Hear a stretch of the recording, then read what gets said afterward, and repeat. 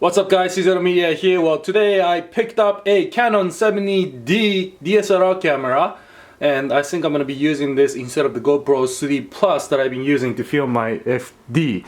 The reason why I switched to Canon 70D is because the Mark II 5D camera that I was using, which some of you may know is like $4,000 setup, was not really meant to be used for just, pick up and go type filming, which is what I do all the time, especially with my build threads. I wanted something that was light, something that I can break and not lose so much money on. And Canon 70D, as you might be able to see here, has great autofocus feature, unlike the Canon 5D that I've been using. I'm gonna pick up a better lens here in the next few weeks once I stop researching about FDs and building race cars.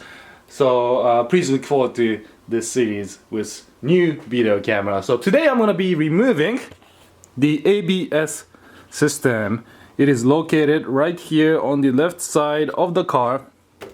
The heater core has two connections in the rear that hooks up to the coolant line, and that's really what's providing heat, which is these two lines. So these are hooked up to the water pump down here, comes right out, and it goes down into the firewall, into the heater core. And I was trying to remove these because without removing these, the heater core wouldn't come out.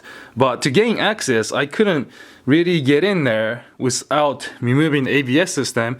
And because I'm going to be removing the ABS system in the FD anyways, I decided that I might as well just do this now so that I can gain access to the heater core hoses so that I can remove the heater core on the inside. Now the reason why I'm doing the ABS delete is because, for one, FD's 90s ABS technology is not the best out there. I know a lot of track guys run the ABS system on their FDs and it's been proven to improve on your timing. Like many topics in the car world, there's people who like ABS systems, who hate ABS systems. In the FD, which was built in the 90s, I don't think the ABS system in these cars is that good, especially compared to the technology that we have today. We're talking about ABS system from the 93 era. So ABS wasn't working anyways, and speed sensors seems like it was worn out. Some of the cables I see here, the connector is kind of banged up already and the cables is ripping. So I'm gonna have to get new speed sensors. I'm gonna have to figure out why it wasn't working and all that. And I don't really want to spend my time, waste my time digging through the ABS system issues. So I'm just gonna get rid of it. Alright, I decided to go back to my GoPro because I realized that I don't really have a tripod setup for my new DSLR yet. So I got a GoPro strapped to my head and I'm gonna get to work with my ABS module here. So first thing I'm gonna do is remove any connectors and bolts that's associated with this brake system here. I see I got a ground here, so I'm gonna go ahead and remove that real quick. Looks like a 10mm.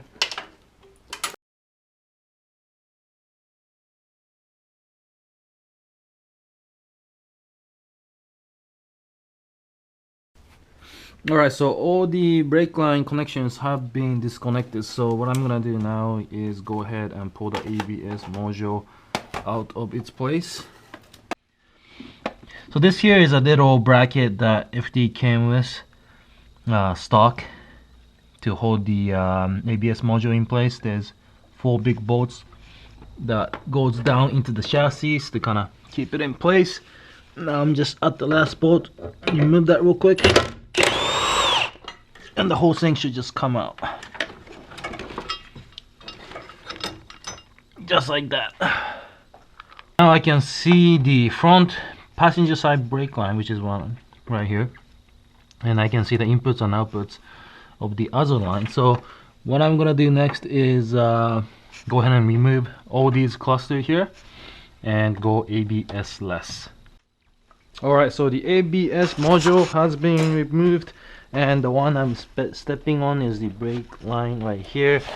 These for the fronts, and the rear brake line is actually kind of tucked away all the way in the back here. So I'm just gonna leave this here for now. because I might cut this and tap into it in the future. So this is okay for now. I'm just gonna leave it as is and go from here. So with the ABS removed, it's already looking nice and pretty down here. Look at all this space I gained. I can actually look at the harness now, so I can walk on it, and I can access the heater core hose finally. That is right here. There's one input and there's one output.